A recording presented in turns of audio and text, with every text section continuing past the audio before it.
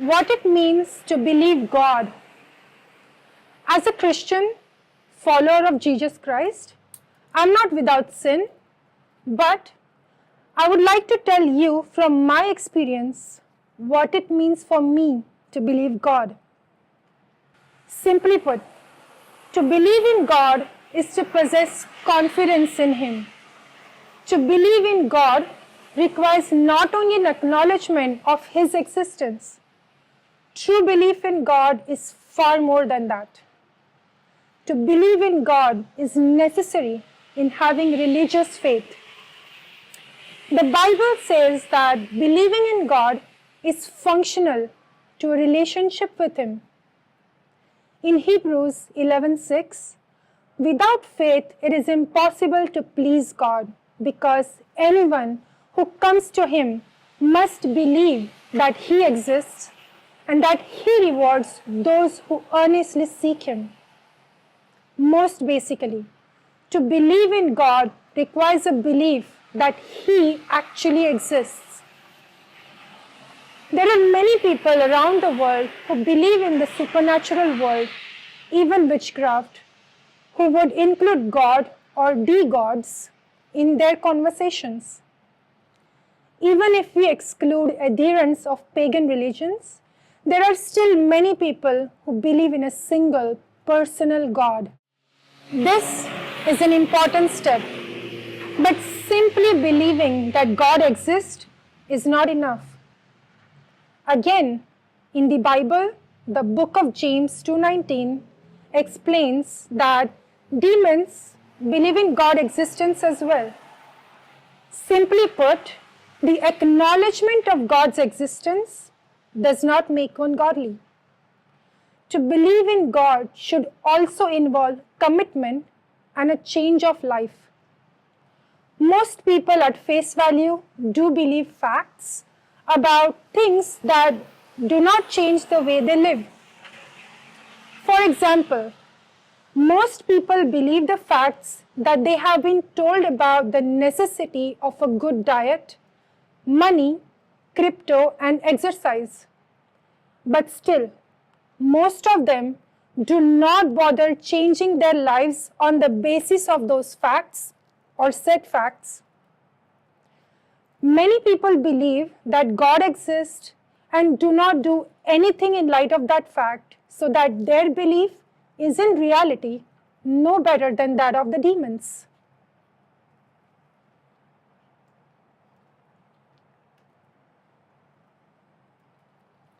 Faith that does not result in actions is dead faith, like in James 1:26.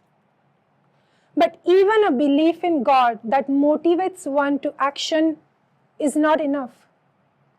Some people have a belief in God so strong that it consumes their lives. They are driven to great acts of sacrifice, service in the name of God. In most religions, there are people who are willing to do anything for their God or gods.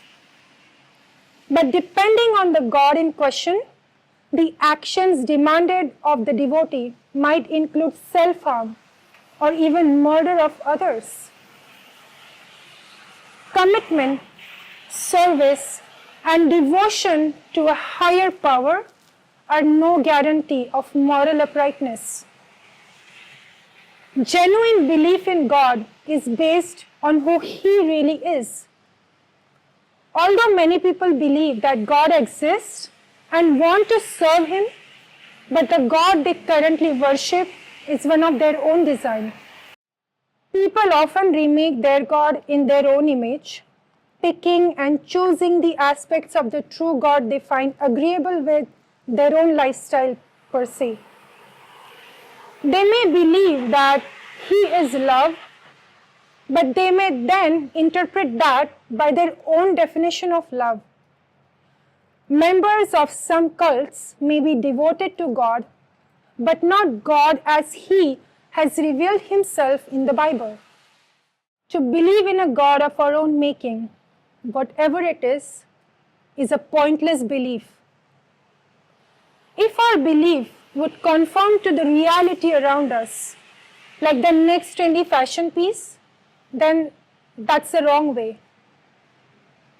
We must believe in God as He has revealed Himself perfect, omniscient, omnipotent, all-sufficient, immutable, true, faithful, generous, loving, merciful, holy, and just. To truly believe in God as He has revealed Himself, we must believe in Jesus Christ, who is the Son of God, like in John 3:16. In the past and currently still in some regions where the belief in God is strong, God spoke through prophets at many times and in various ways. Check out Hebrews 1 for further clarification. As Jesus said in John 14:9-11, anyone who has seen me has seen the Father. In modern cultures and interpretations, a generic belief in God and even devotion to God that leads to service of our fellow man is still socially acceptable. However, a more specific faith in Jesus Christ as the supreme and final revelation of God and the only way to God is not usually, not often, socially acceptable. A generic belief in God can unite Jews, Christians, and Muslims of good faith. But with Jesus Christ, the presence of Jesus in that belief disrupts it. The Bible says in John 14:6 that one cannot have faith in God unless that faith includes Jesus Christ. Like in John 5:23, if anyone does not honor Jesus Christ, he does not honor God who sent him. Think of it like a son and a father. You treat the son with respect, you respect the father.